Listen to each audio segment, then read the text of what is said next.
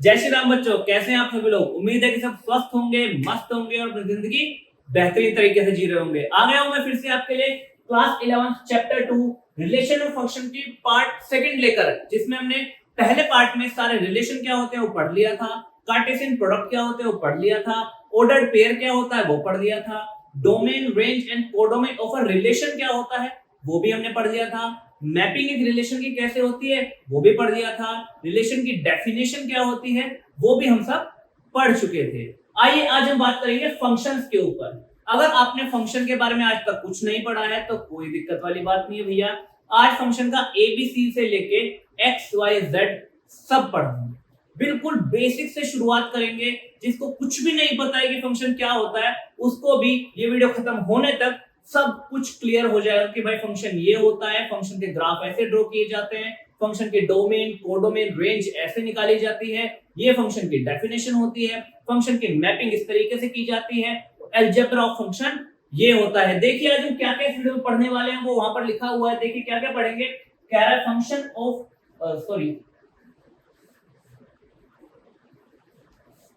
हम तो फिर आज हम डेफिनेशन ऑफ फंक्शन पढ़ेंगे, फंक्शन की मैपिंग कैसे करते हैं वो पढ़ेंगे, डोमेन, कोडोमेन और रेंज ऑफ अ फंक्शन क्या होता है वो पढ़ेंगे, रिप्रेजेंटेशन ऑफ अ फंक्शन, एक फंक्शन को आप कितने तरीके से लिख सकते हैं वो भी हम पढ़ेंगे, टाइप्स ऑफ फंक्शन, अलग अलग टाइप के फंक्शन, आइडेंटिटी फंक्शन क्या होता है, मॉड्यूलस फंक्शन क्या होता है, पॉलिनोमियल फंक्शन क्या होता है, सिग्नम फंक्शन क्या होता है, ग्रेटेस्ट इंटीजर फंक्शन क्या होता है वो सब पढ़ेंगे, और इन फंक्शंस के ग्राफ कैसे ड्रॉ किए जाते हैं वो सब पढ़ेंगे, और ग्राफ के साथ ही इन फंक्शन के हम डोमेन और रेंज भी आपको बता देंगे। अगर इन फंक्शंस के आपको डोमेन और रेंज पता है तो बेटा मैं 110% गारंटेड बोल रहा हूं कि 11th और 12th क्लास में आपको ये चीज बहुत बहुत ज्यादा इस्तेमाल करने के लिए मिलेगी, क्योंकि आपको अगर इन फंक्शंस की डोमेन और रेंज पता है तो आप आधे से ज्यादा क्वेश्चंस तो मुंह जबानी ही सॉल्व कर दोगे।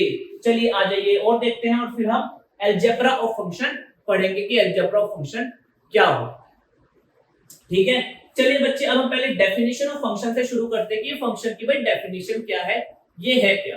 इस डेफिनेशन में बहुत कुछ छिपा हुआ है, मैं सिर्फ इस डेफिनेशन को आपको पढ़ाऊंगा, और इस डेफिनेशन मैं सिर्फ ये डेफिनेशन आपको पढ़ाऊंगा, और इस डेफिनेशन से हमारे पास बहुत सारी चीजें खुल के आ जाएंगी, बहुत सारी चीजें निकल के आएंगे इस डेफिनेशन से। तो देखते रहिए और वीडियो को समझते रहिए। क्या बोल रहा है देखिए बच्चों, a relation from set A to set B, एक रिलेशन है फ्रॉम सेट ए से सेट बी में। तो भाई मैं दो सेट ही बना लेता हूं, एक सेट में ए बना लेता हूं, एक सेट में बी बना लेता हूं। ठीक है बच्चे, इस सेट में कोई एलिमेंट डाल देता हूं 1 2 3 4, इसमें कोई एलिमेंट डाल देता हूं 2 5 6 और 7। अब कह रहा है a relation from set A to set B is said to be a function. एक रिलेशन को फंक्शन कहा जाएगा कब, if every element in set A, अगर सेट ए में जितने भी एलिमेंट है 1 2 3 4 जितने भी एलिमेंट है, has one and only one image in B, कि भैया सेट ए में जितने एलिमेंट है सबकी सिर्फ एक इमेज होनी चाहिए बी में, सबकी सिर्फ एक इमेज होनी चाहिए बी में। इसका मतलब यहाँ पे दो बातें बोली जा रही है। एक तो ये बात बोली जा रही है कि सारे एलिमेंट जो ए में है सबकी इमेज होनी चाहिए, कोई भी छूटना नहीं चाहिए, सबकी इमेज होनी चाहिए, मतलब 1 2 3 4 सबकी इमेज होनी चाहिए यहाँ पर। पहली बात तो ये, और दूसरी बात ये कि भैया सबके सिर्फ एक ही इमेज होनी चाहिए। अगर एक से ज्यादा किसी इमेज बन रही है तो वो रिलेशन फंक्शन नहीं कहा जाएगा। जैसे कि मान लीजिए अगर मैं इस तरीके से ड्रॉ कर लेता हूं, 1 की इमेज 2, 2 की इमेज 5, 3 की इमेज 7 एंड 4 की इमेज 6। तो अब आप देख पा रहे होंगे कि भाई सेट ए में जितने भी एलिमेंट है 1 2 3 4 सबकी इमेज बनी हुई है, 1 की 2, 2 की 5, 3 की 7 एंड 4 की 6 सबकी इमेज बनी हुई है। और देखिए आपको ये भी दिख रहा होगा कि सभी की सिर्फ एक इमेज है, 1 की एक ही इमेज है, 2 की एक ही इमेज है, 3 की एक ही इमेज है और 4 की एक ही इमेज है। तो ये डेफिनेशन क्या बोल रही है कि एक रिलेशन सेट ए से सेट बी में फंक्शन तब कहा जाएगा जब सेट ए के हर एक एलिमेंट की इमेज सेट बी में प्रेजेंट होगी और हर एक एलिमेंट की सिर्फ एक ही इमेज होगी। फॉर एग्जांपल मान लीजिए अगर मैं एक और फंक्शन या एक और रिलेशन कुछ इस तरीके से यहाँ पे डिफाइन करता हूं, a b c and x y z and मैं बोलता हूं कि ए की इमेज है x, बी की इमेज है z। तो भाई अब देखिए ए और बी की एक एक इमेज है, बट हमने क्या कहा था, सेट ए के हर एक एलिमेंट की इमेज सेट बी में होनी चाहिए। सेट ए के हर एक एलिमेंट की इमेज सेट बी में होनी चाहिए, बट भाई देखिए जो सी है इसकी इमेज यहां पर प्रेजेंट नहीं है, तो ये वाला रिलेशन आपका फंक्शन नहीं बनेगा। अब आगे आ जाइए, एक और एग्जांपल ले लेते हैं। मान लीजिए 1 2 3 5 7 9 इस तरीके से है, और मेरा फंक्शन कुछ इस तरीके से डिफाइन है 1 5 2 7। अब हम देख रहे हैं क्या कि भैया सेट ए के हर एक एलिमेंट की इमेज है, 1 की भी इमेज बन रही है, 2 की भी इमेज बन रही है और 3 की भी इमेज बन रही है। बट क्या हो रहा है भैया, 1 की दो इमेज बन रही है, 1 की इमेज 5 भी है, मतलब 1,5 भी आपके रिलेशन में है, और 1 की इमेज 7 भी है, 1,7 भी आपके रिलेशन में है। और जब हमने क्या कहा था, 1 and only 1 image in B, set A के हर एक एलिमेंट की बेटा सिर्फ एक इमेज होनी चाहिए। अगर एक से ज्यादा इमेज बन रही है, इसका मतलब वो चीज फंक्शन नहीं कहलाई जाएगी, इसका मतलब वो चीज फंक्शन नहीं कहलाई जाएगी। तो दो बातों पे ध्यान रखना है बच्चे कि भाई सेट ए के एक तो सारे एलिमेंट की इमेज होनी चाहिए, और दूसरी बात भाई कि भाई हर एक एलिमेंट की सिर्फ एक इमेज होनी चाहिए। एक से ज्यादा इमेज है तो भाई ये बात गलत है, वो चीज फंक्शन नहीं कहलाई जाएगी। अच्छा, मैंने यहाँ पे एक चीज लिख दी, ये वाली 1517। तो आपको यहां से पता लगा सर 1 की इमेज 5 भी है, 1 की इमेज 7 भी है। बहुत इंपॉर्टेंट बात है, समझिए। 1 की इमेज 5 भी है, 1 की इमेज 7 भी है, तो आप ये कह रहे हो कि सर 1 की दो इमेजेस हैं और 1 की दो इमेजेस ये फंक्शन नहीं है। तो आप ये भी बोल सकते हो, अगर मैं आपके सेट को या आपके फंक्शन को किस फॉर्म में लिख दूं, रोस्टर फॉर्म में लिख दूं। मान लीजिए एक फंक्शन है फ्रॉम ए टू बी, ठीक है, फ्रॉम ए टू बी, और वो किस तरीके से लिखा गया है भैया, एक रिलेशन है फ्रॉम ए टू बी, किस तरीके से लिखा गया है, 1 2 2 3 3 4 1 5 इस तरीके से लिखा गया। और आपसे पूछा गया है कि बताओ ये रिलेशन फंक्शन है या नहीं है। तो अब आपने क्या करा था, यहाँ पर देखो बच्चे, 1 की इमेज 5 भी थी, 1 की इमेज 7 भी थी, 1 की दो इमेजेस थी, तो आपने बोल दिया था नहीं है फंक्शन। क्यों? क्योंकि भैया दो एलिमेंट्स का, दो ऑर्डर्ड पेयर का फर्स्ट एलिमेंट सेम नहीं होना चाहिए। ध्यान रखना, फंक्शन की ये भी डेफिनेशन हो सकती है कि दो ऑर्डर्ड पेयर का कभी भी फर्स्ट एलिमेंट सेम नहीं होना चाहिए। दो ऑर्डर्ड पेयर का, ये ऑर्डर्ड पेयर है, ये ऑर्डर्ड पेयर है, इसका एलिमेंट फर्स्ट एलिमेंट भी 1 है, इसका फर्स्ट एलिमेंट भी 1 है, मतलब 1 की इमेज 5 है और 1 की इमेज 7 भी है। यहाँ पर भी आ जाइए, दो ऑर्डर्ड पेयर है यहाँ पे, इन दोनों ऑर्डर्ड पेयर का पहला एलिमेंट देखिए 1 है, पहला एलिमेंट देखिए 1 है, इसका मतलब 1 की इमेज 2 है, 1 की इमेज 5 भी है। तो भैया क्या हो गया, एक एलिमेंट की दो इमेज बन रही है। और आपको ये तो पता होगा, हमने रिलेशनशिप में बता रखा है या रिलेशन में बता रखा है क्या, कि भाई पहला एलिमेंट पहले सेट से आता है और दूसरा एलिमेंट दूसरे सेट से आता है। तो ए से जो भी एलिमेंट आ रहा है उसकी क्या होनी चाहिए बेटा, एक इमेज, बट यहाँ पर दो इमेज बन रही है, इसलिए ये रिलेशन भी आपका फंक्शन में काउंट नहीं किया जाएगा। तो फंक्शन की डेफिनेशन क्लियर है। एक रिलेशन को फंक्शन तब कह सकते हैं जब भाई क्या हो, सेट ए से सेट बी में जितनी भी इमेजेस बन रही हो, तो सेट ए के हर एलिमेंट की सिर्फ एक इमेज बन रही हो, और क्या हो भैया, कोई एलिमेंट ऐसा ना बचा हो जिसकी इमेज ना हो। जैसे कि देखो सबकी इमेज है और सबकी एक एक इमेज है। अच्छा, यहां से मैं आपको फंक्शन को याद रखने का एक बहुत प्यारा प्रैक्टिकल तरीका बता देता हूं, वो याद रखिएगा। दो याद रखिएगा, देखिए भैया ऐसा ध्यान रखिए कि मान लीजिए सेट ए में जितने भी एलिमेंट है ये है बाराती। क्या है भैया, बाराती हैं, बारात में आए हुए बाराती हैं। और सेट बी में जितने भी एलिमेंट है ये है प्लेट्स। क्या भैया, प्लेट्स, थालियां। बाराती आएंगे तो प्लेट्स में खाना खाएंगे ना भाई, हाँ थालियां। तो भाई हम चाहते हैं फंक्शन होने के लिए दो कंडीशन मैं कहता हूं कि भैया हर एक बाराती के हाथ में थाली होनी चाहिए,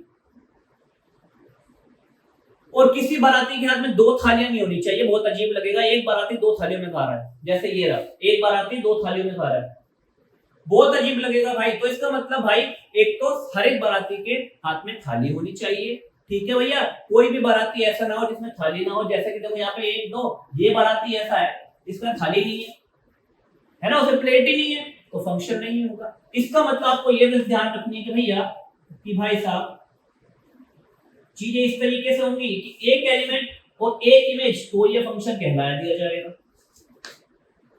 चीजें इस तरीके से होंगी 2 एलिमेंट और एक इमेज तो भी ये फंक्शन कहला दिया जाएगा, क्योंकि इसकी भी एक इमेज है और इसकी भी एक इमेज है। 2 एलिमेंट की एक इमेज हो सकती है, 2 बाराती एक थाली में खा सकते हैं, 2 बाराती एक थाली में खा सकते हैं, बशर्ते ये है कि दोनों खा रहे हैं खाना। और उसके बाद भाई उसके बाद ऐसा नहीं हो सकता कि भाई 2 बारातियों के पास तो थाली है, तीसरे बाराती के पास थाली नहीं, ये भी फंक्शन नहीं बैठेगा। अच्छा जी, उसके बाद अगर कुछ ऐसा रहा हो,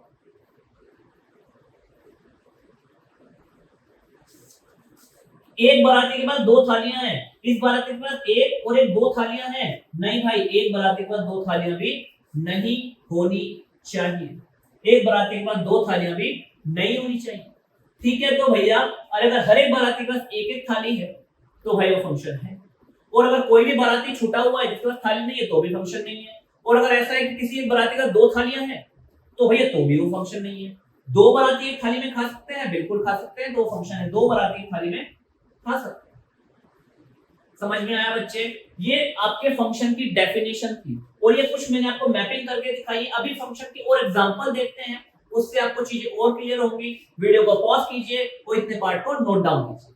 आइए बच्चे, ये 5 एग्जांपल हम करते हैं, इससे हमें भाई साहब मैपिंग का भी समझ में आ जाएगा, और इन एग्जांपल से हम डोमेन, कोडोमेन और रेंज भी समझेंगे, और इस एग्जांपल से हम ये भी पता लगाने की कोशिश करेंगे कि इन सब मैपिंग्स में से कौन से फंक्शन हैं और कौन से फंक्शन नहीं है। अब आप इधर आ जाइए बच्चे, हमने क्या बोला कि हर एक बाराती के पास थाली होनी चाहिए। भाई इस बाराती के पास थाली है, बिल्कुल है, इसके पास थाली है, बिल्कुल है, इसके पास थाली है, बिल्कुल है, इसके पास थाली है, बिल्कुल है। पर आपने कहा सर 3 और 4 दोनों बाराती एक ही थाली में खा रहे हैं, तो मैंने कहा भाई 2 बाराती एक थाली में खा सकते हैं, बिल्कुल सही बात है, फंक्शन है। So yes it is a function, ये आपका फंक्शन बन गया। इधर आ जाइए, मैंने कहा भैया इस बाराती के पास थाली है, आपने कहा है, इसके पास थाली आपने कहा है, इसके पास थाली है आपने कहा है, आपने कहा इस बाराती के पास थाली नहीं है बेचारे के पास, इस बाराती को खाना ही नहीं दे रहे हो आप, थाली ही नहीं दे रहे हो, इसका मतलब भैया ये तो जाके बुराइयां ही करेगा, it is not a function, ये फंक्शन नहीं है बच्चे। यहां पर आ जाइए, अब देखिए इस बाराती के पास थाली है, बिल्कुल है, इस बाराती के पास थाली है, बिल्कुल है, इस बाराती के पास थाली है, बिल्कुल है, इस बाराती के पास थाली है, बिल्कुल है। आपने कहा पर सर ये दोनों बाराती एक थाली में खा रहे हैं और ये दोनों बाराती एक थाली में खा रहे हैं, कोई बात नहीं, तुम्हारी क्या दिक्कत है, हो सकता है दोनों दोस्त को खा सकते हैं, 2 बाराती एक थाली में खा सकते हैं, 2 लोग एक थाली में खा सकते हैं, तो ठीक है भाई, ये भी फंक्शन है आपका, बन जाएगा।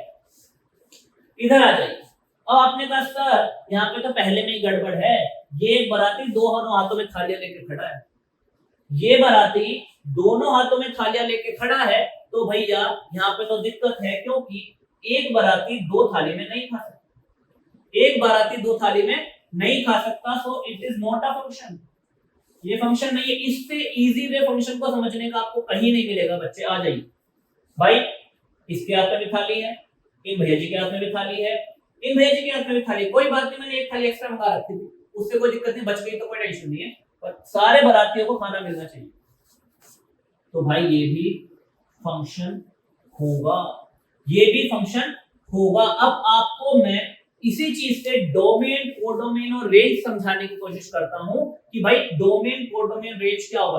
पहले जो जो फंक्शन है उन पे गौर कीजिए, पहले जो जो फंक्शन है उन पे गौर कीजिए। देखिए भाई ये फंक्शन है, ये फंक्शन है और ये फंक्शन है। अब एक बात बताइए, डोमेन वो होता है जिस एलिमेंट की इमेज बनी हुई होती है, जिस एलिमेंट की इमेज सेट बी में बनी हुई है वो आपका डोमेन है। अब एक बात देखिए, ये फंक्शन है 1 2 3 4 सबकी इमेज बनी हुई है, ये फंक्शन है ना 3 7 6 5 सबकी इमेज बनी हुई है, ये फंक्शन है ना 5 6 7 सबकी इमेज बनी हुई है, तो आप कह रहे हो सर जिनकी इमेज बनी हुई है वो डोमेन है, और सर यहाँ पे तो पूरा का पूरा सेट ए डोमेन बन रहा है क्योंकि सबकी इमेज बन रखी है, यहाँ पे पूरा का पूरा सेट ए डोमेन बन रहा है क्योंकि सबकी इमेज बनी हुई है, और यहाँ पर भी पूरा का पूरा सेट ए डोमेन बन रहा है क्योंकि सभी की इमेज बनी हुई है, जिसकी इमेज बनी हुई है वो डोमेन में आ जाएगा। तो भाई 1 2 3 4 सबकी इमेज बनी है ना, तो मेरा डोमेन क्या हो गया, domain is set A which is 1 2 3 and 4। यहां पे डोमेन क्या हो गया, विच इज सेट ए, जो कि 3 7 6 5, 3 7 6 and 5, it is domain. Domain हो गया बच्चे। यहां पर डोमेन क्या हुआ, जिसकी इमेज बनी हुई है, domain is set A 5 6 and 7। तो यहां से आपको एक बात और पता लगती है कि भाई वही रिलेशन फंक्शन बनेंगे जिनका डोमेन कंप्लीट सेट ए होगा। जिनका डोमेन पूरा का पूरा सेट ए है वही फंक्शन बन रहे हैं जिनका डोमेन देखो सेट ए नहीं है पूरा का पूरा, या फिर जिनका सेट ए तो है बट क्या है, किसी भी एलिमेंट की 2 इमेज बन जा रही। तो ये तो पक्का है कि जो फंक्शन है उसका डोमेन जो होगा पूरा का पूरा सेट ए होगा, ठीक है। बट अगर वो फंक्शन ही नहीं है, जैसे कि ये भैया सबकी इमेज तो बन रही है पर ये फंक्शन ही नहीं है, हमने सिर्फ किनकी बात करी, फंक्शंस की बात करी। जो जो फंक्शन थे वहां पे हमने डोमेन देखे, तो जो पूरा का पूरा सेट ए था वो डोमेन में आ गया, ठीक है। तो डोमेन में क्या होगा, डोमेन में वो एलिमेंट्स आ जाएंगे बच्चे जिनकी इमेजेस बनी हुई है, जिनकी इमेजेस बनी हुई है। या फिर आप ये बोल सकते हो if there is a function then the domain is the set A, complete set. जो पहला वाला कंप्लीट सेट होगा अगर वो फंक्शन है तो पहला वाला कंप्लीट सेट ही आपका डोमेन होगा, समझे। अब आ जाते हैं रेंज के ऊपर। रेंज के ऊपर देखो, रेंज होती है डोमेन की जहां पे इमेज बन रही है। जैसे 1 की इमेज 1 बन रही है तो ये आपकी रेंज में आएगा, 2 की इमेज 4 पे बन रही है तो ये आपकी रेंज में आएगा, 3 और 4 की इमेज 3 पे बन रही है तो ये आपकी रेंज में आएगा। तो जहां पर इमेज जाके बन रही है, जहां पे इमेज बन रही है या फिर इन एलिमेंट्स की जो इमेजेस हैं वो डोमेन होगी और रेंज होगी, सॉरी इन एलिमेंट्स की जो इमेजेस है वो आपकी रेंज होगी, ठीक है। इन एलिमेंट्स की जो इमेजेस है वो आपकी रेंज होगी। तो अगर मैं इस फंक्शन की रेंज निकालना चाहूं, range of the function, range निकालना चाहूं तो मुझे क्या मिलेगा बच्चे, रेंज में 1 3 and 4 only, 1 3 and 4, this is range. इस फंक्शन की रेंज निकालना चाहूं तो भैया इमेज कौन कौन बन रहा है, 1 और 2 दोनों इमेज बन रहे हैं, तो भैया इस फंक्शन की रेंज क्या होगी, इस फंक्शन की रेंज क्या होगी, 1 and 2। इस फंक्शन की रेंज निकालना चाहूं कौन कौन, भैया इमेज, ये इमेज में आ रहा है, ये इमेज में आ रहा है और ये 3 भी इमेज में आ रहा है। तो अगर इसकी रेंज निकालना चाहूं मैं, अगर इसकी रेंज निकालना चाहूं बच्चों तो क्या मिलेगा मेरे को, रेंज निकालना चाहूं तो मुझे मिलेगा क्या, 8 4 and 3, 8 4 and 3। तो भाई जिन एलिमेंट की जो इमेजेस बन रही है, इमेजेस आपकी रेंज हो जाती हैं और पूरा का पूरा ए सेट आपका डोमेन हो जाता है। तो भैया आपको डोमेन पता लगा, रेंज पता लगी, कोडोमेन क्या है, वेरी इजी।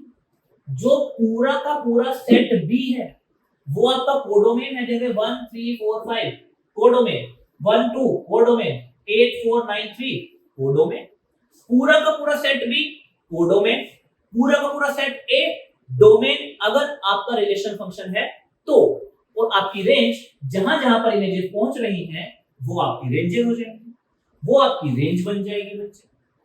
बताइए आपको ये पार्ट समझ में आया कि नहीं आया, मैपिंग से देखना आ गया कि नहीं आ गया, कि भैया देख के बता दोगे फंक्शन है कि नहीं। ये बाराती वाला कॉन्सेप्ट याद रखना बच्चे, बाराती वाला कॉन्सेप्ट याद रखना। और आपको डोमेन कोडोमेन रेंज भी बता दी गई है। आप इसका डोमेन ये रहा, इसकी रेंज ये रही, और कोडोमेन हो गया पूरा का पूरा सेट बी। कोडोमेन क्या हो गया, कोडोमेन, कोडोमेन क्या हो गया, पूरा सेट बी, ये सेट बी है। यहां पर आ जाइए, हमने इसकी क्या हो गया, डोमेन क्या बताई, पूरा सेट ए, रेंज क्या बताई 1 और 2। और भैया कोडोमेन क्या हो गया, कोडोमेन, कोडोमेन, कोडोमेन क्या हो गया, पूरा का पूरा सेट बी। यहां पर आ जाइए, हमने इसका डोमेन क्या बताया, पूरा का पूरा सेट ए, रेंज क्या बताई 8 4 and 3, एंड कोडोमेन क्या बताएंगे, कोडोमेन, कोडोमेन क्या बताएंगे, पूरा का पूरा सेट बी। और ये तो आपके फंक्शन है ही नहीं, तो भाई इनको छोड़ दीजिए, इनका कोडोमेन रेंज और डोमेन हम नहीं निकाल रहे हैं, because these are not functions. क्यों फंक्शन नहीं है वो भी हमने आपको समझा दिया। बाराती वाला कॉन्सेप्ट याद रखना, वीडियो को पॉज कीजिए, इसे नोट डाउन कीजिए, फिर आगे चलते हैं बच्चे। आइए बच्चों, अभी तक आप बोल रहे होंगे कि सर आपने मैपिंग तो सिखा दी, मैपिंग से तो मैं देख के बता दूंगा कि हाँ भाई ये फंक्शन है या नहीं है, यहाँ पे हर एक बाराती के पास थाली है या नहीं है। पर जहाँ पे सर बाराती थाली कुछ भी ना दे रखा हो वहां पे क्या करूं मैं, मेरे को तो यहाँ पे ना बाराती है, ना थाली है, ना सेट है, ना सेट भी है, ना मैपिंग दे रखी है, अब कैसे छांटूंगा मैं? ये तो मेरे को फंक्शन आपका किस फॉर्म में दे दिया बेटा, मेरे को सेट बिल्डर फॉर्म में लिख के दे दिया, ये भी सेट बिल्डर फॉर्म में लिख के दे रहा, आप पूछ रहा है कि बताओ ये भाई साहब फंक्शन है या नहीं है, इसे ही पूछ रहा है कि ये फंक्शन है या नहीं। अब क्या करूंगा, मैंने कहा कोई बात नहीं, अगर आपको सेट बिल्डर फॉर्म में लिख के दी है चीजें तो पहले ना थोड़ी कुछ बेसिक बातें जान लीजिए कि क्या हमें ध्यान रखना। देखो पहला तो हमें ये ध्यान रखना कि फंक्शन कौन से सेट से कौन से सेट में है। इसने कहा फंक्शन नेचुरल नंबर के सेट से नेचुरल नंबर के सेट में है, मतलब कि पहला जो सेट है मेरा वो नेचुरल नंबर का है, मतलब 1 2 3 4 5 6 एंड सो ऑन चलता रहेगा। दूसरा सेट कौन सा, वो भी नेचुरल नंबर का है भाई मेरा, वो भी क्या है नेचुरल नंबर 1 2 3 4 5 6 7 8, वो भी ऐसे ही चलता रहेगा। ठीक है भैया। अच्छा अब वो क्या है, फंक्शन कुछ क्या है x, y है, ठीक है। जो मेरा x है वो कहां से आएगा, वो पहले सेट से आएगा, और y जो है वो कहां से आएगा, वो दूसरे सेट से आएगा। बट क्योंकि दोनों ही नेचुरल नंबर के सेट हैं तो मेरा x भी नेचुरल नंबर से आएगा और y भी नेचुरल नंबर से आएगा। ये बहुत बढ़िया हो गई ये बात। अब मुझे बता रखा जो y है ना वही वो x का डबल है। उसने क्या बोला, y जो है वो क्या है 2x है, मतलब x जो भी होगा y उसका डबल होगा, x जो भी होगा y उसका डबल होगा। एक बात बताओ भाई, एक बात बताओ, क्या ये फंक्शन है या नहीं, इसे चेक करने के लिए क्या बोलूं, मैंने कहा भाई x अगर 1 होगा, x अगर 1 होगा, इफ x इक्वल टू 1 तो y कितना होगा 2 into 1, तो y कितना हो गया यहाँ से, y इक्वल टू 2 हो गया। ओके मैंने कहा अगर x 2 होगा तो क्या होगा, अगर x 2 होगा तो y equal to 2 into 2 and यहाँ से y कितना आ गया, y 4 आ गया। मैंने कहा अगर x 3 हुआ तो, क्योंकि x कहां से आ रहा है, नेचुरल नंबर से आता जा रहा है, 1 2 3 4 5 आता जाएगा x तो भैया अगर क्या हुआ x 3 हो गया तो क्या बात हुई 2 into 3 2 into 3, तो y कितना हो गया, y 6 हो गया। तो मुझे पता लगा अगर x 1 था तो y 2 आया, अगर x 1 था तो y 2 आया, अगर x 2 था तो y 4 आया, अगर x 2 था तो y 4 आया, अगर x 3 था तो y 6 आया, 3 का डबल। अगर x 4 होता तो y 8 आता, अगर x 5 होता तो y 10 आता, अगर x 6 होता तो y 12 आता, 7 होता तो 14 आता, 8 होता तो 16 आता। तो आपको फील हो रहा होगा ना, हर एक x के लिए कोई ना कोई y मिल जाएगा, हर एक x के लिए कोई ना कोई y मिल जाएगा। अगर x आप 50 रखोगे तो y उसका डबल 100 आ जाएगा, और 100 नेचुरल नंबर में मिल जाएगा आपको कहीं ना कहीं। तो आपको हर एक x के लिए एक y मिल जाएगा, और आपको हर एक x के लिए सिर्फ एक ही y मिलेगा। देख लो 1 के लिए सिर्फ एक ही y मिला 2, 2 के लिए भी एक ही y मिला 4, 3 के लिए भी एक ही y मिला 6, और 4 के लिए भी एक ही y मिला 8। तो आपकी क्या भैया फंक्शन की दो डेफिनेशन थी, एक तो बात ये कि हर एक एलिमेंट की इमेज होनी चाहिए, बन जाएगी। 5 की इमेज देखो लेके जाओगे तो नीचे 10 पे बन जाएगी, कहीं 10 पे 10 पे, 6 की 12 पे बन जाएगी। तो जो भी नेचुरल नंबर आपके पास मिलता रहेगा उसकी इमेज बनती रहेगी। 50 की 100 पे, 100 की 200 पे, 300 की 600 पे, 600 की 1200 पे, सबकी इमेज अपने डबल पे बन जाएगी। फिर अगर x 2 रखोगे तो भाई 4 आएगा, x 3 रखोगे तो भाई 6 आएगा, x 8 रखोगे तो भाई 16 आ जाएगा। तो x आप कुछ भी रखो उसके लिए आपको y मिल जाएगा, मतलब x आप कुछ भी रखो उसकी एक इमेज आपको मिल जाएगी। और आप फंक्शन में यही तो बोलते हो कि भैया सबकी इमेज मिलनी चाहिए, यहाँ पे सबकी इमेज मिल रही है और सबकी एक एक इमेज मिल रही है, तो आपको फील होने लगा कि हाँ भाई सबकी इमेज मिल रही है, सबकी एक एक इमेज मिल रही है, तो ये फंक्शन है। अब वो आपसे पूछ रहा है इसका डोमेन और रेंज बता दो। मैं कह रहा हूं इसका डोमेन और रेंज बता दो, और चलो कोडोमेन भी बता दो। इतना चलो आपको मजा आ गया है बात में, तो कोडोमेन बता दो। आपने कहा था कि सर आप बता चुके हो कि अगर ये फंक्शन है तो डोमेन पूरा का पूरा पहला वाला सेट होगा। मैंने क्या बोला था आपको, अगर ये फंक्शन है तो डोमेन क्या होगा, ये पहला पूरा सेट डोमेन होगा। तो domain is your natural number, domain is your natural number, मतलब भैया डोमेन वो होता है जो वैल्यूज आप पुट कर सकते हो। मैं x की जगह 1 रखता हूं, 2 रख सकता हूं, 3 4 5 सब रख सकता हूं, तो वो मेरा डोमेन बन जाएगा। और अगर आपका क्या है गिवन रिलेशन जो फंक्शन है तो भैया क्या हो जाता है, ये पहला का पहला पूरा सेट डोमेन बन जाता है। रेंज आपने कहा रेंज क्या है, 2 4 6 8 10 12 14 16, सारे के सारे क्या है इवन नंबर्स आ रहे हैं, इवन नंबर्स। आपने कहा रेंज क्या है, रेंज क्या है set of all even numbers. ये आपकी रेंज हो गई है भैया, है ना। देखो 2 4 6 8 10 12 14 16 18 20 22 24 26 ऐसे ही आएंगे, तो वो आपकी रेंज हो गई। कोडोमेन भैया हमने बताया था, कोडोमेन तो सारा का सारा दूसरे वाला सेट, कोडोमेन हो गया आपका n, क्योंकि सेट बी भी दूसरे वाला सेट भी नेचुरल नंबर का कोडोमेन हो गया n। समझे बच्चे।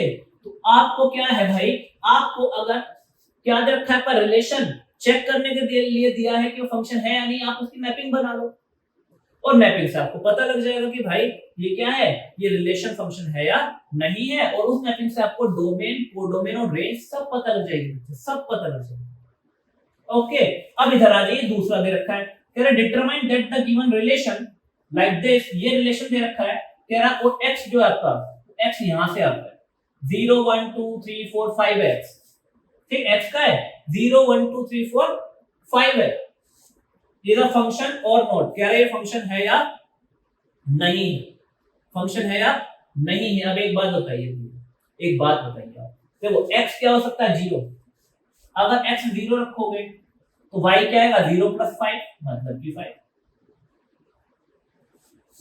अगर x 1 रखोगे तो y क्या आएगा 1 + 5 मतलब कि 6, x 2 रखोगे तो 2 + 5 मतलब कि 7, x 2 रखोगे तो y 7, x 3 रखोगे 3 तो y 3 + 5 8, और x 4 रखोगे तो 4 + 5 9, और x को 5 रखोगे तो 5 + 5 10। कुछ मामला ऐसा बनेगा कि नहीं बनेगा। अब एक बात मुझे खुद बता दीजिए, आप सभी लोग, मैंने भाई क्या x की सारी वैल्यू रख पाया, 0 1 2 3 4 5 रख पाया? अच्छा, क्या हर एक वैल्यू की मुझे इमेज मिली? 0 की इमेज 5 मिली, 1 की इमेज 6 मिली, 2 की इमेज 7 मिली, 3 की 8 मिली, 4 की 9 मिली, 5 की 10 मिली कि नहीं मिली? और देखो सभी की एक इमेज मिली होगी, 0 की सिर्फ एक इमेज मिली 5, 1 की एक इमेज मिली 6, 2 की एक इमेज मिली 7, 3 की एक इमेज मिली। तो मुझे पता लगा कि मेरे को सारे नंबर्स की तो क्या मिली, इमेज मिली, और सभी नंबर्स की सिर्फ एक इमेज मिली। तो ये तो फंक्शन बन गया भाई। अब वो बोल रहा है कि इसके डोमेन, कोडोमेन, रेंज सब निकाल दो। मैंने कहा ठीक है, डोमेन क्या हुआ? डोमेन वो सारा सेट या फिर वो सारी वैल्यूज जो आपने x की पुट करी है, वही तो डोमेन हुआ। तो x की क्या क्या मुझे पुट करी है आपने, 1 2 3 0 1 2 3 4 5, तो भैया मेरा क्या हुआ, डोमेन क्या हो गया, डोमेन क्या हो गया, जो जो आपने वैल्यू x की पुट करी है 0 1 2 3 4 एंड 5, भैया ये मेरा डोमेन हो गया। रेंज रेंज रेंज रेंज, अरे वाह वाह, रेंज क्या हो गया, रेंज रेंज क्या हो गई, रेंज क्या हो गई, x की वैल्यू पुट करने पे जो y आया 5 6 7 8 9 10, 5 6 7 8 9 10, समझे या नहीं समझे? समझे? आपको बात समझ में आई या नहीं? आगे बच्चे क्लियर है? बात क्लियर है तो अगर आपको सेट बिल्डर फॉर्म में भी मामले को देगा तो आप उसके डोमेन, रेंज बता दोगे, उससे आपका क्या बना लोगे सेट। देखो ये रोस्टर फॉर्म होता है, ये सेट बिल्डर फॉर्म होता है, ये मैपिंग होती है, एरो डायग्राम भी बोल देते हैं। तीन ही तरीके हैं अपने रिलेशन या फिर फंक्शन को रिप्रेजेंट करने के, बेटा तीन ही तरीके हैं, एक तो रोस्टर फॉर्म, एक सेट बिल्डर फॉर्म, और एक एरो डायग्राम या फिर मैपिंग। तो हमने आपको रिप्रेजेंटेशन ऑफ फंक्शन दिखा दिया है, domain, codomain of range of function दिखा दिया है, मैपिंग हमने आपको बता दी है बच्चे, और हमने आपको यहाँ पे क्या बता दिया, डेफिनेशन ऑफ फंक्शन भी आपको कंप्लीटली बता दिया। अब हम चलेंगे टाइप्स ऑफ फंक्शन और उनके डोमेन, रेंज कैसे निकालते हैं वो, और उन टाइप्स ऑफ फंक्शन के ग्राफ भी, आइडेंटिटी फंक्शन, कांस्टेंट फंक्शन, अपना modulus function, signum function, greatest integer function, उन सब फंक्शन के क्या बेटा ग्राफ कैसे ड्रॉ करते हैं, डोमेन, कोडोमेन, रेंज कैसे निकालते हैं, वो सब पढ़ेंगे। और ये जो अभी मैं आपको बताने वाला हूं, ये फंक्शन का सबसे इंपॉर्टेंट पार्ट, सबसे इंपॉर्टेंट पार्ट, आपको फंक्शन को डिकोड करना आ जाएगा यहां से। तो प्लीज इस वीडियो को पॉज कीजिए, नोट डाउन कीजिए, फिर आगे आइए बच्चों अब कुछ फंक्शन देखते हैं, उनके ग्राफ देखेंगे, उनका डोमेन देखेंगे, उनकी रेंज देखेंगे, और वो सब कैसे फाइंड किया जाता है ये देखेंगे, ग्राफ कैसे ड्रॉ किया जाता है वो भी देख लेंगे, पर सबसे पहले एक बहुत इंपॉर्टेंट चीज देखने वाले हैं, उसे देख लीजिए बच्चे। अगर आपको फंक्शन को पढ़ना आएगा तभी आप फंक्शन को समझ पाओगे। देखिए, जैसे मान लीजिए यहाँ पे आपने हमेशा ये दिखा है कि f(x) = 2x + 5। आपने हमेशा से देखा है कि भैया f(x) = 2x + 5। अब यहाँ पे बस आप एक चीज ध्यान रखिए बच्चे, एक चीज ध्यान रखिए, इस चीज को अब हम फंक्शन से करेक्ट करेंगे। क्या करेंगे बच्चा? इस चीज को हम फंक्शन से करेक्ट करेंगे। तो ध्यान रखना हमेशा, क्या ध्यान रखना है कि f(x) जो होता है that is equal to y होता है। क्या होता है बच्चे? f(x) = y। तो बेसिकली जो f(x) है ना, उसकी जगह आप हटा के क्या लिख सकते हो? y लिख सकते हो। तो y = 2x + 5। समझे? अगर f(x) को हटा के y लिख दिया, क्योंकि f(x) किसके बराबर होता है? y से बराबर होता है। और आप एक बात ध्यान रखिए बच्चों, अभी आप मैपिंग पढ़ रहे थे ना बच्चा, पहला सेट A और दूसरा सेट B पढ़ रहे थे, तो आप हमेशा ध्यान रखिए जो आपका x होगा that is always belong to set A, और जो आपका y होगा, जो आपका आने वाला नंबर है, x की वैल्यू पुट करने के बाद जो आएगा, जो मिलेगा आपको, दैट इज y, और y is always belong to set B। y क्या होगा? हमेशा सेट B में बिलोंग होगा, y हमेशा सेट B से मिलेगा। तो आप x की जो भी वैल्यू रखोगे वो यहां से आएगी, वो यहां से ली जाएगी, और आप x की वैल्यू रखने पर जो आपको मिलेगा वो कुछ इस सेट में आएगा। x की वैल्यू जो जो आप रखोगे वो यहां से आएगी, वो आपका डोमेन रहेगा। x की वैल्यू रखने पर जो जो y आपको मिलेगा वो यहां रहेगा, वो आपकी रेंज रहेगी। तो x जो आप पुट करते हो दैट इज योर डोमेन, और पुट करने के बाद जो आपको रिजल्ट मिलता है दैट इज योर रेंज। फिर से सुन लीजिए, x जो भी आप पुट करते हो दैट इज योर डोमेन, और x को पुट करने का जो भी आपको मिलता है वो रेंज। मान लीजिए मैं बोलता हूं कि ये दोनों नेचुरल नंबर के सेट हैं, x भी एक नेचुरल नंबर होगा और y भी एक नेचुरल नंबर होगा। और मान लीजिए अगर मैं पुट करता हूं x = 1 पुट करता हूं, x 1 पुट करता हूं, तो y = कितना आ गया? 2 × 1 + 5। 2 1 = 2 और +5 कितना आ गया बेटे? 7। तो y आ गया 7। तो अगर यहाँ पे x 1 रहा होगा तो उसकी इमेज कितनी बनेगी बेटा? यहाँ पे 7 बनेगी। अगर मैं x को 2 रखता हूं, 2 तो रखिए x = 2 पुट करिए बच्चे, x = 2, तो y कितना आ गया? 2 × 2 + 5। 2 2 = 4 + 5 9 आ गया, तो 9। समझे बच्चे? तो आपका जो भी x होगा वो पहले सेट से आएगा, और जो x को रखने के बाद जो रिजल्ट मिलेगा आपको, उसकी वैल्यू जो मिलेगी वो आपको क्या मिलेगा बेटा? वो y मिलेगा। मतलब अगर आप यहाँ पे f1 रखते हो, f1 निकालते हो, f1 क्या है? Value of y at x = 1। f1 क्या है? x की जगह में 1 रखा ना बेटा। f1 कहां से आया? आपने x की जगह 1 रख दिया, यहाँ पे हमने x की जगह 1 रखा तो y7 आया। f1 is what? f1 is the value of y at x = 1। f1 क्या है? y की वैल्यू है, कब? जब x 1 के बराबर है। f2 क्या हुआ फिर? f2 क्या हुआ? It is the value of y at x = 2। ये y की वैल्यू है at x = 2 पे। इतनी बात समझिए। तो हमेशा ध्यान रखना f(x) = y, ये चीज ध्यान रखना बच्चे, ये चीज ध्यान रखना। जो फंक्शन है that is equal to y, x की जो भी वैल्यू पुट करते हो वहां से आपको जो रिजल्ट मिलता है वो y की वैल्यू मिलती है। x आप जो भी रखते हो वो रिजल्ट आपको क्या मिलता है बेटा? y की वैल्यू मिलती है। चलिए, अगर आपको ये बात समझ में आ गई तो ये फंक्शन और ये ग्राफ आपके चुटकियों का खेल है बच्चे। आओ देखिए क्या कह रहा है, आइडेंटिटी फंक्शन क्या होता है, कैसे डिफाइन होता है। भैया कह रहा है आइडेंटिटी फंक्शन कुछ ऐसा होता है, f(x) = x। आइडेंटिटी फंक्शन क्या है? f(x) = x, और हमने आपको क्या बताया? f(x) तो y के बराबर है, तो आप क्या लिखोगे? y = x। अरे वाह भैया, बहुत बढ़िया बात है। मतलब कि जो y है वही x है, या जो x है वही y है। मतलब x 1 है तो y भी 1 है, x 2 है तो y भी 2 है, x 3 है तो y भी 3 है। देखो समझ में आ रहा है? f(x) = x ये आइडेंटिटी फंक्शन है, बट f(x) किसके बराबर होता है? y के बराबर। तो मैंने f(x) की जगह क्या रख दिया? y रख दिया, तो क्या बन गया? y = x। मतलब कि अगर आप अब x1 रखते हो, तो y कितना आएगा? वो भी 1 आएगा। अगर आप x2 रखते हो तो y कितना आएगा? तो वो भी 2 आएगा। अगर आप x3 रखते हो तो y कितना आएगा? वो भी 3 आएगा, है ना? x3 तो y3, x1 तो y1, x2 तो y2, मतलब जो रखोगे वही मिलेगा। अब आप देखिए कि सर जब x1 रखा तो y भी 1 आया, 1,1। जब आपने x2 रखा तो y भी 2 आया, तो भैया 2,2। आपने 3 रखा तो y भी 3 आया, तो भैया 3,3। आपने 4 रखा तो y भी 4 आया। अच्छा, आपने -1 रखा तो भैया y भी -1 आ गया, आपने x 0 रखा तो y भी 0 आ गया, आपने x -2 रखा तो y भी -2 आ गया। भाई इन सब पॉइंट्स को ज्वाइन कर दीजिए, इन सब पॉइंट्स को ज्वाइन कर दीजिए तो आपको आइडेंटिटी फंक्शन का ग्राफ मिल गया।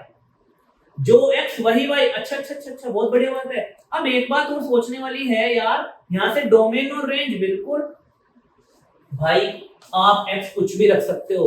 x 1.5 रखोगे तो y 1.5 आएगा, x 1.3 रखोगे तो y 1.3 आएगा, x 9.9 रखोगे तो y 9.9 आएगा। x आप कुछ भी रख सकते हो, आप x कुछ भी रख सकते हो। What is domain? Domain is the value of x। जो वैल्यू आप x की पुट कर रहे हो वही आपका डोमेन है। तो आपका यहां से डोमेन क्या निकला बेटा? डोमेन क्या निकला? Domain is equal to r। r is the set of real number. Domain क्या निकला आपका? r, set of real number. Okay, range क्या निकली? रेंज क्या निकली बच्चे आपकी? रेंज क्या निकली? रेंज सर जो आप रख लेते वही तो मिल रहा था। जो डोमेन ही वही तो रेंज हो गई। रेंज भी रियल नंबर ही आ गई, देख लो। क्योंकि देखो y भी 0 से शुरू होता है इंफिनिटी तक जा रहा है और 0 से -इंफिनिटी नीचे तक भी जा रहा है। तो y देखो कहीं पे टूट भी नहीं रहा। तो y की हर एक वैल्यू पॉसिबल है। 5 6 7 8 5.5 5.6 सब वैल्यू पॉसिबल है। तो आप x जो रखोगे वही मिलेगा। तो जो जो रखते जाओगे वही मिलता जाएगा। सारे रियल नंबर रखते जाओगे तो सारे रियल नंबर आपको मिलते चले जाएंगे। तो डोमेन रियल नंबर है तो कोडोमेन और रेंज भी आपका रियल नंबर ही हो गया। तो आपको ध्यान रखना है आइडेंटिटी फंक्शन का डोमेन और रेंज क्या होता है। आइडेंटिटी फंक्शन का डोमेन और रेंज दोनों सेट ऑफ रियल नंबर ही होता है बच्चे। डोमेन वो जो आप x की वैल्यू पुट कर रहे हो और रेंज वो जो x की वैल्यू पुट करने का मिल रहा है। y की वैल्यूज रेंज में आती हैं और x की वैल्यूज डोमेन में आती हैं। y की वैल्यूज रेंज में आती हैं, x की वैल्यूज y की वैल्यूज रेंज में आती हैं, x की वैल्यू डोमेन में आती हैं। ओके, आइए कांस्टेंट फंक्शन कैसे एक्सप्रेस किया जाता है भैया? fx c, fx c। और जिन बच्चे को ये बात समझ में आ गई कि fx बराबर y होता है तो वो बच्चा लिख सकता है सर, वो बच्चा लिख सकता है y बराबर c। अब यहाँ पे बोलेगा यार c क्या है? c इज अ कांस्टेंट, एक नंबर है c एक नंबर है, कुछ भी हो सकता है। मैं कह रहा हूं y 3, this is a function, constant function. तो आपने क्या बोला? fx c। आप चाहते तो ऐसे लिख सकते थे ना, fx 3। fx y के बराबर तो आपने y 3 लिख दिया। ये आपका कांस्टेंट फंक्शन। इस फंक्शन में एक बार ध्यान रखिए बच्चे आप कि y की वैल्यू 3 ही रहेगी। y की वैल्यू हर जगह 3 रहेगी, चाहे x आप कुछ भी रखो। मतलब आप x1 रखोगे तो y 3 आएगा, आप x2 रखोगे तो y 3 आएगा, आप x3 रखोगे तो भी y 3 आएगा, आप x4 रखोगे तो भी y 3 आएगा, आप x5 रखोगे तो भी y 3 ही आएगा, आप x-1 रखोगे तो भी y 3 आएगा, आप x-2 रखोगे तो भी y 3 आएगा, -3 रखोगे तो भी y 3 आएगा, -4 रखोगे तो भी y 3 आएगा। मतलब आप x कुछ भी रखिए y 3 ही मिलेगा। आप x कुछ भी रखिए, मैं क्या बोल रहा हूं मेरे शब्दों पे ध्यान दो, x कुछ भी रखिए, डोमेन x कुछ भी रखिए, x कहीं से कहीं तक कुछ भी रखते जाइए, y 3 ही आएगा। तो आपने कहा सर x कुछ भी रख लो, x तो मेरा डोमेन है, x तो मेरा डोमेन है, डोमेन कुछ भी रख लो।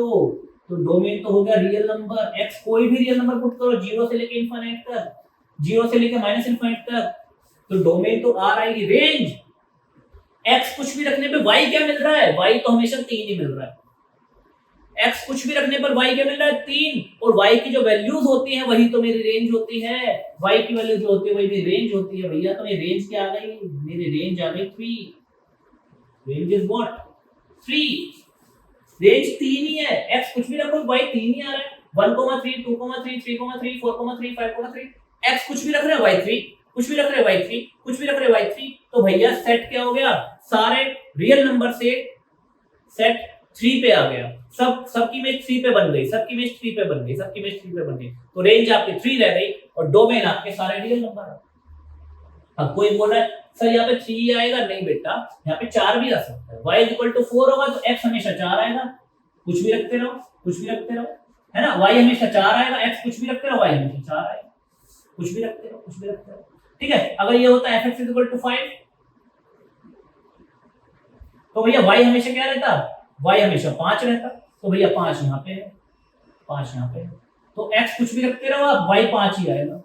तो आपकी डोमेन तो हो जाती रियल नंबर और रेंज हो जाता वो कांस्टेंट नंबर। जैसे कि अगर आपको 3 की जगह f(x = c) दे रखा है, आप क्या बोलोगे, तो आप क्या बोलोगे सर कि डोमेन तो इसकी हो गई, डोमेन तो हो गया इसका r, और इसकी रेंज क्या हो गई, रेंज क्या हो गई, रेंज हो गया c। जो भी कांस्टेंट नंबर है वही इसकी रेंज बनता है, क्योंकि y की सिर्फ वही वैल्यू आती रहती है, जो भी कांस्टेंट है y की वैल्यू वही वैल्यू आती रहेगी, तो वो आपकी रेंज बनती है।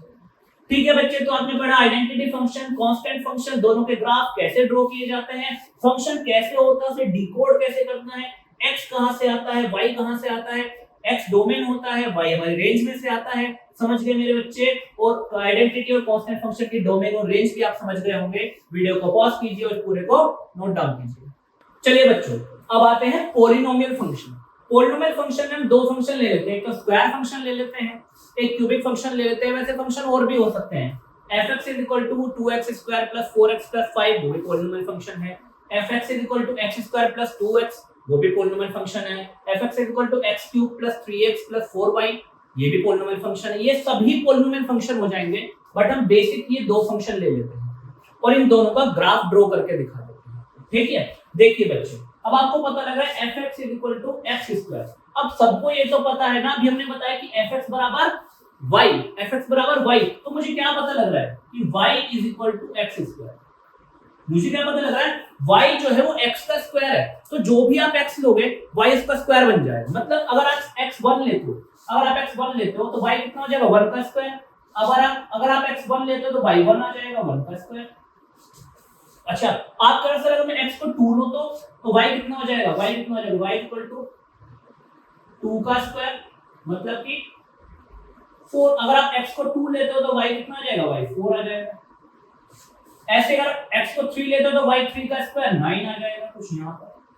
अच्छा, ये तो बात हुई कुछ इस तरीके से। तो भैया आप कह रहे हो, और अगर आप x को 0 लेते हो तो y क्या हो जाएगा, 0 का स्क्वायर। अगर x को 0 लोगे तो y कितना हो जाएगा, 0 का स्क्वायर। 0 का स्क्वायर मतलब कि 0, x0 तो y भी 0, x1 तो y1, x2 तो y4, x3 तो y9, x4 तो y4 का स्क्वायर 16, x5 तो y5 का स्क्वायर 25। तो भैया ये ग्राफ कुछ इधर तो ऐसा चलेगा, ऐसा पैराबोला बनेगा। पैराबोला बनेगा भाई, क्योंकि हम पता है क्वाड्रेटिक इक्वेशन है तो इसका ग्राफ पैराबोला बनेगा। अच्छा, अगर मैं x की वैल्यू नेगेटिव रखता हूं तो, देखो बच्चों, अगर x की वैल्यू आप रखते हो -1 तो y कितना हो जाएगा, y = -1 का स्क्वायर, जो कि आएगा प्लस का 1। तो मतलब अगर आप x को नेगेटिव भी रख रहे हो y तब भी पॉजिटिव आ रहा है। क्या बोल रहा हूं मैं, मेरी बातों पे ध्यान देना। अगर आप x को नेगेटिव भी रख रहे हो, x को -1 भी रख रहे हो तो y क्या आ रहा है, प्लस का 1 आ रहा है। अच्छा, अगर आप x को -2 रखो तो -2 का स्क्वायर, और अगर आप x को क्या रख रहे हो, नेगेटिव रख रहे हो, y तब भी पॉजिटिव आ रहा है। मतलब x को 2 रखा, -2 रखा तो y 4 आ गया। तो आपको कुछ ये ग्राफ कुछ इस तरीके से मिला, ये ग्राफ कुछ आपको बेटा इस तरीके से मिला। तो आपको देखो क्या बात पता लगा, एक तो ये पैराबोला मिला आपको इस तरीके से। अच्छा, अब एक बात बताइए, x आप कुछ भी रख सकते हो, 1 2 3 4 5 6 7 8 9 10, -1 -2 -3 कुछ भी रख सकते हो, x आप कुछ भी रख सकते हो। तो डोमेन x आप कुछ भी रख सकते हो। तो डोमेन क्या हुआ आपका यहाँ पे, डोमेन क्या हुआ इस फंक्शन का, real number, because you can put anything in place of x। आप x की जगह पे कोई भी नंबर रख सकते हो। 2.5 तो y हो जाएगा 2.5 का स्क्वायर, x रखोगे 3.75 तो y हो जाएगा 3.75 का स्क्वायर। रेंज आपकी क्या आती है, रेंज। अब आप बेटा एक बात बताओ मुझे, रेंज मतलब कि y की वैल्यू, और मैंने आपको बोला क्या, x आप माइनस रख रहे हो y तब भी प्लस आ रहा है, x आप माइनस रख रहे हो y तब भी प्लस आ रहा है, x आप माइनस रख रहे हो तब भी प्लस आ रहा है, x प्लस रख रहे हो तो प्लस आ ही रहा है, x प्लस रख रहे हो तो प्लस आ ही रहा है, नेगेटिव रख रहे हो y तब भी पॉजिटिव आ रहा है, मतलब y इज ऑलवेज पॉजिटिव। तो y इज व्हाट, रेंज क्या हो गया, r पॉजिटिव, मतलब पॉजिटिव रियल नंबर। रेंज क्या है आपके, पॉजिटिव रियल नंबर। देखो जैसे x बढ़ेगा वैसे y भी बढ़ता रहेगा, x2 y4, x3 y9, x4 y16, x5 y25, x 6 y 36 x 7 y 49। तो जैसे x बढ़ेगा वैसे y भी बढ़ता रहेगा, बट पॉजिटिव डायरेक्शन में बढ़ेगा। तो y इज ऑलवेज पॉजिटिव। तो आपकी रेंज आ गई r पॉजिटिव। आपकी रेंज क्या आ गई? r positive. Range is the number of positive real number. Range is positive real number. समझे कि नहीं समझे डोमेन और रेंज? बेटा ये चीज आपकी बहुत काम आने वाली है, मैं आपको बता रहा हूं। ये डोमेन और रेंज बहुत काम आने वाला है जब क्वेश्चन सॉल्व करेंगे अभी, तो आपको पता लग जाएगा। आ जाइए, आ जाते हैं fx equal to x cube. मतलब fx होता है y, तो आप लिख सकते हो y is equal to x का क्यूब। ठीक है भैया। x 0 तो y 0 का क्यूब, 0 का क्यूब 0, तो भैया ये 0,0 पॉइंट आएगा इस ग्राफ पे। अच्छा x 1 रखोगे तो y कितना का? 1 का क्यूब। 1 का क्यूब तो 1 ही होता है, लो भाई 1,1 भी आएगा इसके। अच्छा x को 2 रखोगे तो y कितना आएगा? 2 का cube, 2 two the 4 two the 8। x को 2 रखोगे तो y आएगा 8 कहीं यहाँ पे। ठीक है, x को 3 रखोगे तो y कितना आएगा? 3 3 द 9 3 द 27 कहीं 27 कहीं यहाँ पे आएगा। तो आपको यहाँ से पता लगेगा ये ग्राफ को किस तरीके से चलेगा भाई। ओके, पॉजिटिव डायरेक्शन में। अच्छा अगर x को -1 रखा तो x को -1 रखा तो y कितना आ गया? y कितना आ गया बेटा? -1 का क्यूब। -1 इंटू -1 इंटू -1 उसका क्यूब करोगे तो -1 ही आएगा। x -1 रखा तो y भी -1 आ गया। लो यार ये पॉइंट आ। अच्छा वो कह रहा है y x को -2 रखा तो आ गया -2 का क्यूब। और -2 का क्यूब मतलब 2 two the 4 two the 8 plus into minus, तो ये माइनस का 8 मतलब कि कुछ यहाँ पर। ऐसे ही x को -3 रखा तो माइनस का कुछ यहाँ पे। तो ये ग्राफ कुछ इस तरीके से आएगा। ग्राफ को इस तरीके से आएगा। तो अब आप देखो यहाँ पे डोमेन और रेंज अगर हम निकालना चाहें, क्या बच्चे? Domain and range. Domain and range अगर निकालना चाहें तो एक बात बताओ।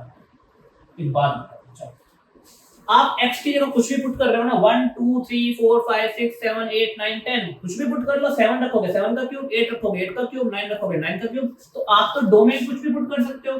You can put any real number in place of x या कुछ भी रखो।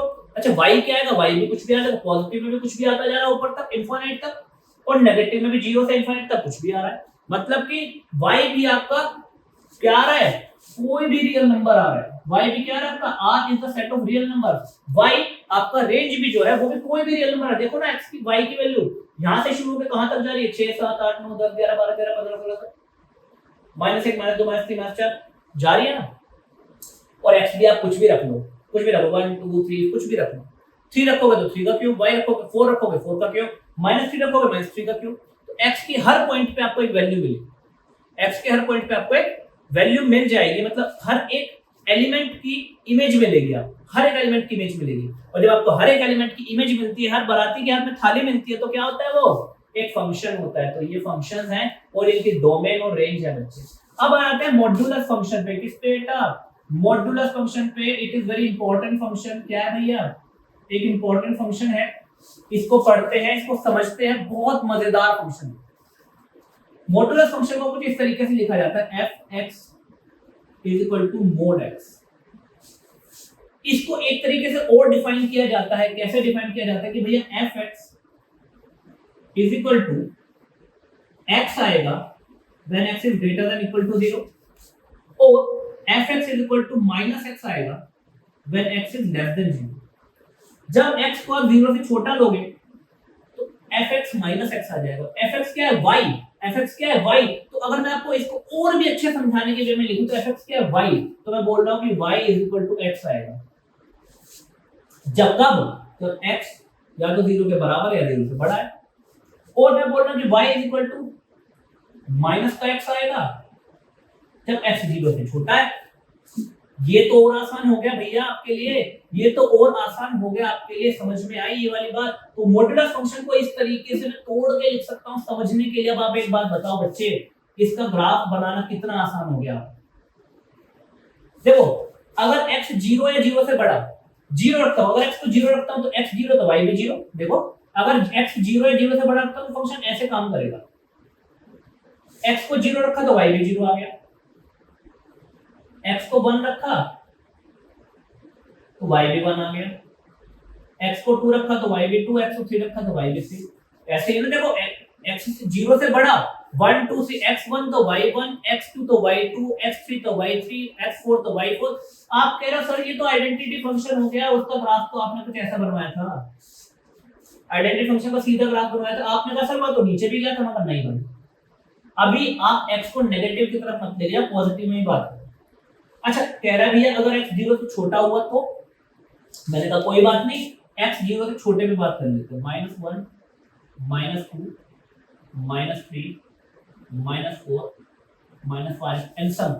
ठीक है। अच्छा मैं कह रहा हूं भैया x अगर 0 से छोटा है, अगर x -1 है, मैंने कहा भैया x की जगह -1 रखो, माइनस और x की जगह -1, माइनस इंटू माइनस प्लस का 1। आपसे कहा सर x -1 रखा गया तो y प्लस का 1 आया, x -1 रखा गया तो y प्लस का 1 आया।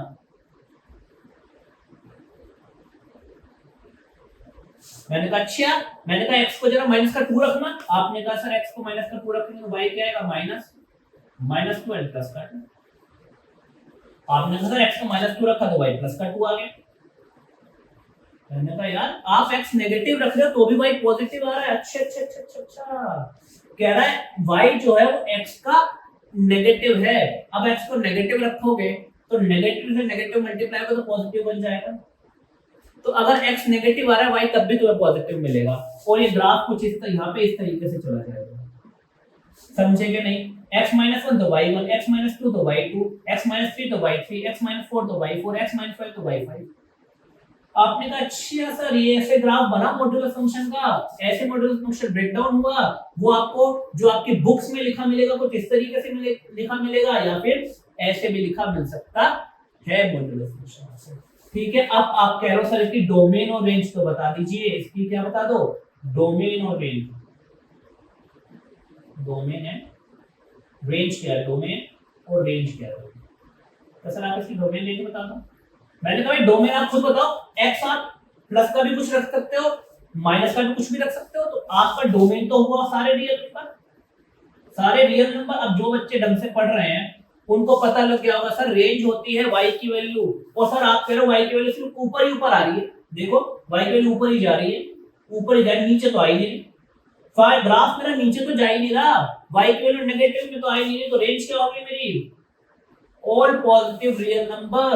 जो मेरी रेंज आएगी, जो मेरी y की वैल्यूज आएंगी, दे आर ऑलवेज पॉजिटिव। तो आप ध्यान रखिए मॉड्यूलस फंक्शन में हमेशा x आप कुछ भी डालो आपको उसकी वैल्यू पॉजिटिव मिलेगी। आप x -2 डालो, अगर आप -2 का मोड करते हो तो आपको 2 ही मिलता है। -3 का मोड करते हो तो आपको 3 मिलता है। x -2 डालोगे तो y आपको 2 मिलेगा, x -3 डालोगे तो y को 3 मिलेगा, और अगर आप x को 2 डालोगे तब तो 2 मिलेगा ही मिलेगा। मतलब कि मॉड्यूलस फंक्शन किसी भी नंबर को पॉजिटिव इंटीजर बना देगा। जो पॉजिटिव है उसे तो ऑलरेडी पॉजिटिव है, उसे कुछ करना ही नहीं, जो नेगेटिव है उसे भी पॉजिटिव बना देगा। That is modulus function. This is the domain and range of modulus function. This is the graph of modulus function. Graph draw कैसे होगा, मॉड्यूलस फंक्शन को ब्रेक डाउन कैसे किया जाएगा, ये पूरा का पूरा मामला समझ में आ गया। मतलब कि आप ऐसा भी समझ सकते हैं कि भैया x जब 0 से बड़ा है तो मॉड्यूलस फंक्शन एक आइडेंटिटी फंक्शन की तरह काम कर रहा है, और जब क्या होगा x 0 से छोटा है तो मॉड्यूलस फंक्शन क्या है, इनवर्स आइडेंटिटी फंक्शन है ना। ऐसा मान लो कि भैया y की वैल्यू जो होगी x का नेगेटिव हो जाएगी। अगर x ऑलरेडी नेगेटिव है तो y नेगेटिव का नेगेटिव पॉजिटिव मिलकर निकलेगा, इसीलिए y आपको पॉजिटिव मिल रहा है।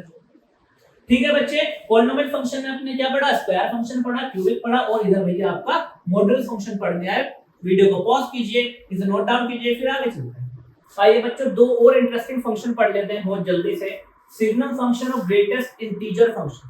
इन फंक्शंस के भी ग्राफ भी पढ़ लेंगे और डोमेन और रेंज भी पढ़ लेंगे। बहुत आसान है। देखो क्या बोल कह रहा है, फंक्शन fx = 1 आएगा अगर x की वैल्यू 0 से बड़ी है, fx = 0 आएगा अगर x की वैल्यू 0 के बराबर है, और fx = -1 आएगा अगर x की वैल्यू 0 से छोटी है। अब मैं भैया मुझे एक बात बताओ, समझ चुके हो ना fx = y होता है, तो क्या मैं ये लिख सकता हूं कि भैया y = 1 आएगा अगर x 0 से बड़ा है। fx = 1 आएगा ये, तो y = 1 आएगा। अच्छा मैं कह रहा हूं y = 0 आएगा अगर x = 0 है, और मैं कह रहा हूं y = -1 आएगा अगर x is less than 0 है, अगर x is less than 0। क्या ये बात सही है? अब इसका ग्राफ बनाने की कोशिश करते हैं। बहुत आसान है भाई, बहुत आसान है, बहुत आसान है। ये 0 है, ये y1 है और ये y -1। एक बात बताओ बच्चे, मैं x को 0 से बड़ा कुछ भी रखूं तो y1 ही आएगा। अगर मैं x को 1 रखूं तो y1 आएगा, मैं x को 2 रखूं तो भी y1 आएगा, मैं x को 3 रखूं तो भी y1 आएगा, मैं x को 4 रखूं तो भी y1 आएगा। मैं x को 0 से बड़ा कुछ भी रखूं y हमेशा 1 ही आएगा। ये तो कांस्टेंट फंक्शन हो गया।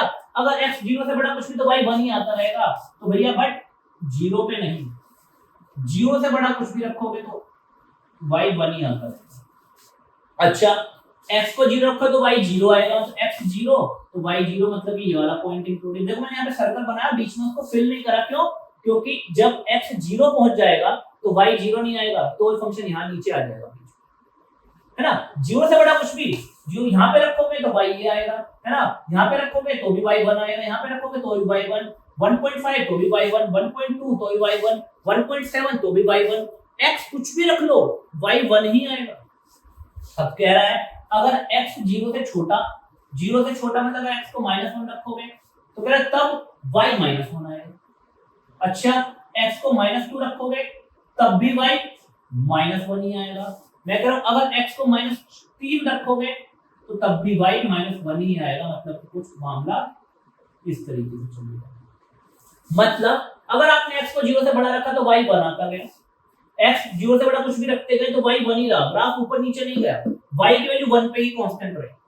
आपने x को 0 से छोटा रखा तो y की वैल्यू -1 पे ही कांस्टेंट रही, और अगर आपने x को 0 ला दिया तो y क्या हो गया, y भी 0 हो गया।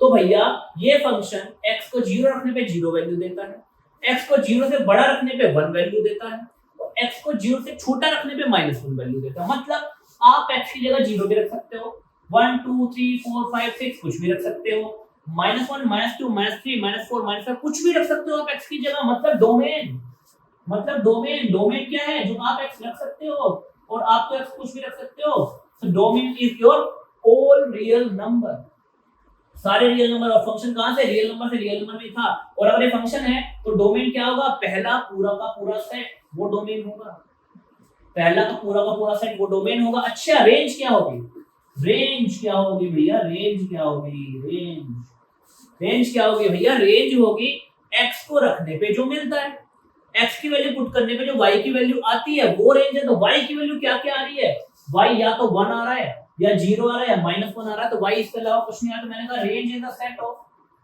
-1 0 एंड 1। रेंज में आपके बस ये तीन ही क्या आ रहे हैं, ये तीन ही नंबर आ रहे हैं। या तो आपकी y की वैल्यू -1 आएगी, या 0 आएगी, या 1 आएगी। So this is your range. Range में सिर्फ यही तीनों नंबर आ रहे हैं। अच्छा, बोला कोडोमेन क्या है, कोडोमेन सर सेकंड वाला पूरा का पूरा सेट कोडोमेन होता है, कोडोमेन का सेकंड वाला पूरा का पूरा सेट कोडोमेन होता है। और रेंज क्या होती है कि इस कोडोमेन में से जो जो y की वैल्यू आपकी इमेज बन रही है वो रेंज में आती है। तो -1 0 और 1 इसमें से ये आपके रेंज में आ गए। इजी है, बहुत आसान सा फंक्शन है। आज ये देखते हैं ग्रेटेस्ट इंटीजर फंक्शन। भाई पहले फंक्शन को समझ लेते हैं फिर काम करेंगे। ग्रेटेस्ट इंटीजर फंक्शन को इस तरीके से लिखा जाता है। आप चाहें तो इसको y = दिस भी लिख सकते हैं, ऐसे भी लिख सकते हैं। अब समझने वाली बात आती है क्या कि भैया ग्रेटेस्ट इंटीजर फंक्शन ये बोलता है कि भैया अगर आप x की वैल्यू 2.5 रखोगे तो ये वैल्यू आपको 2 मिलेगी। अगर आप x की वैल्यू 2.8 रखोगे तो भी ये वैल्यू आपको 2 मिलेगी। अगर आप x की वैल्यू 2.99 रखोगे तो भी आपको 2। मतलब कि आप जो भी वैल्यू रख रहे हो उससे पीछे वाला इंटीजर कौन है, उससे पीछे वाला इंटीजर कौन है, 2 है। 2.5 से पीछे इंटीजर कौन है, 2, तो 2 आया। 2.8 से पीछे इंटीजर कौन है, 2, तो 2 आया। ऐसे ही अब आप बोलोगे सर अगर ये वैल्यू मैं 3.5 रखता हूं तो 3.5 से पीछे वाला इंटीजर कौन है, 3, तो y की वैल्यू 3 आ जाएगी। अच्छा, तो सर इसका मतलब अगर मैं y की वैल्यू 3.926 रखता हूं तो इससे पीछे वाला इंटीजर कौन है, 3। तो भाई आप 3 से लेके 4 के बीच में जो भी वैल्यू रखोगे x की तो वो आपको 3 पे जाके इमेज देगी। ठीक है, 3.5 रखोगे तो 3 आंसर आएगा, 3.6 रखोगे तो 3 आंसर आएगा, 3.8 रखोगे तो भी 3 आंसर आएगा, 3.7 रखोगे तो भी 3 आंसर आएगा। अच्छा, जब आप 4 पे पहुंच जाओगे, है ना, जब आप 4 पे पहुंच जाओगे तो 4 आंसर आएगा, 4 पॉइंट रखोगे तो भी 4 आंसर आएगा, 4.5 रखोगे तो भी 4, मतलब 4 से आगे जाओगे तो 4 आंसर आता रहेगा, 5 से आगे जाओगे तो 5 आंसर आता रहेगा, 6 से आगे जाओगे तो 6 आंसर आता रहेगा। समझे? तो अगर मैं y की वैल्यू 9.8 रखूंगा तो इससे पीछे वाला इंटीजर कौन है? 9 है। अच्छा, मतलब कि जो भी वैल्यू से छोटा इंटीजर आंसर आएगा, जो भी वैल्यू से छोटा इंटीजर। अब आप देखो, अगर मैं ये वैल्यू नेगेटिव में डालने लगूं, अगर मैं y की वैल्यू क्या डालने लगूं, -1.5 डालने लगूं, तो -1.5 से छोटा इंटीजर कौन है? देख लो, यहाँ देखो ना, -1 और -2 और -1.5 का यहाँ पे आएगा। इससे छोटा इंटीजर से पहले वाला इंटीजर कौन है? 2, -2, तो दिस इज -2। अब कह रहे हो सर इसका ग्राफ कैसे ड्रॉ होगा? भाई साहब आ जाओ ना, बहुत आसान सी बात है ना। क्या दिक्कत आ रही है आपको? क्या दिक्कत आ रही है? अगर आप fx की वैल्यू या फिर y की वैल्यू 0.5 रखते हो तो इससे पीछे वाला इंटीजर तो 0 है। तो अगर 0 से लेके 1 तक अगर x की वैल्यू 0 से लेके 1 तक कहीं जाती है, ये 1 है, तो y आपको क्या मिलेगा? y आपको क्या मिलेगा बेटे? 0 ही मिलेगा। अब आ जाते हैं क्या, 1 2 3 4 5। अच्छा, अगर आप अब x की वैल्यू को 1 से लेके 1, 1.2, 1.3, 1.5, 1.6 तक यहां तक रखते हो, 2 तक कहीं रखते हो, तो y आपको क्या मिलेगा? y आपको 1 ही मिलता रहेगा। x की वैल्यू 1 से बड़ी तो y आपको 1 देगा। अच्छा, x की वैल्यू जब 2 आई तो y आपको 2 मिला, x की वैल्यू 2 से बड़ी आई तो भी y आपको 2 ही मिलता रहा। जैसे आप 3 पर पहुंचे वहां पे आपको y 3 मिलने लगा, और 3 से आप आगे गए तो आपको क्या 3.1, 3.2, 3.6, तो आपको y 3 ही मिलता रहा। y ऊपर नहीं गया ना नीचे गया। बट जैसे आप 4 पे पहुंचे वैसे y यहां से उठ के ऊपर 4 पे चला गया। तो ये इस तरीके से फंक्शन का ग्राफ बनता है। इसे क्या बोलते हैं? स्टेप वाइज फंक्शन भी बोलते हैं बेटा। कैसा फंक्शन बोलते हैं? Step wise function. क्योंकि देखो स्टेप बने हुए हैं ना, सीढ़ी टाइप की बनी हुई है ना आपकी, this is a step wise function. अब आप कह रहे हो सर नेगेटिव का भी ग्राफ बना दो, माइनस का मैंने कहा माइनस का भी बना दो भाई, -1 -2 -2।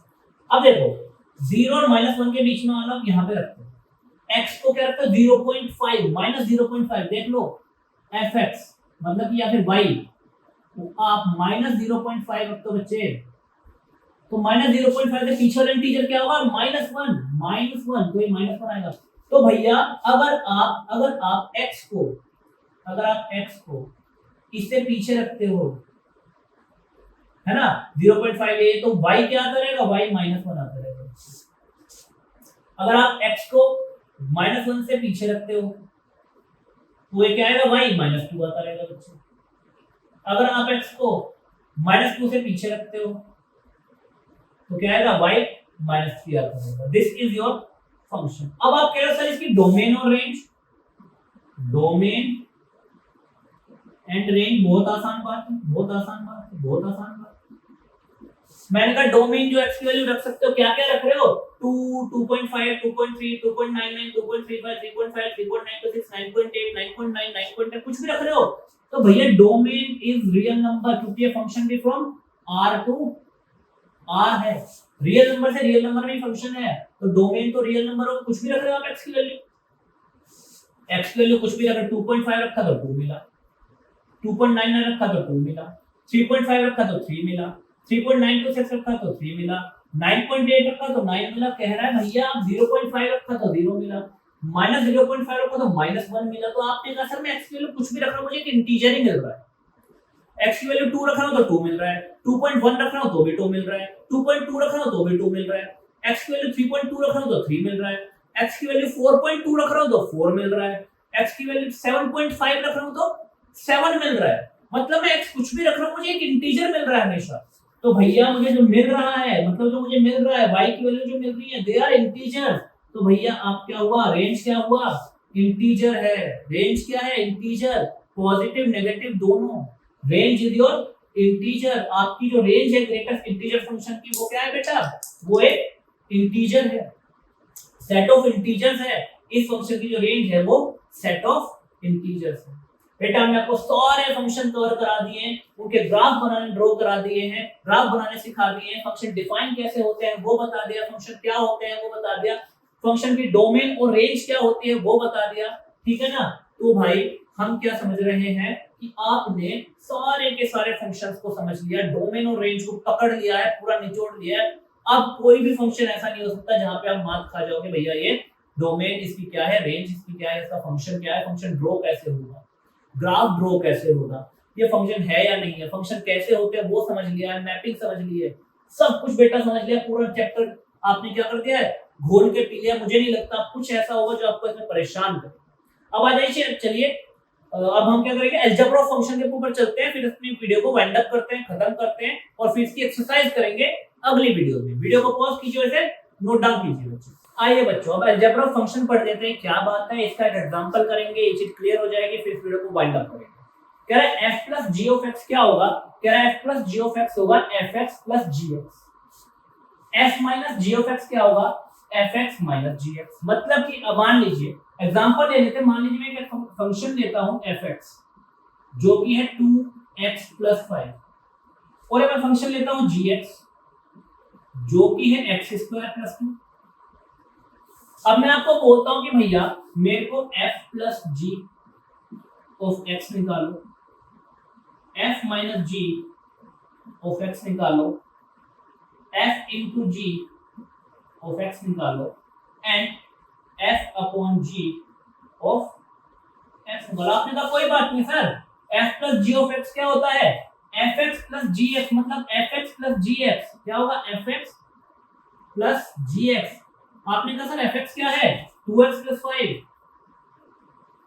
प्लस gx क्या है x स्क्वायर प्लस 2।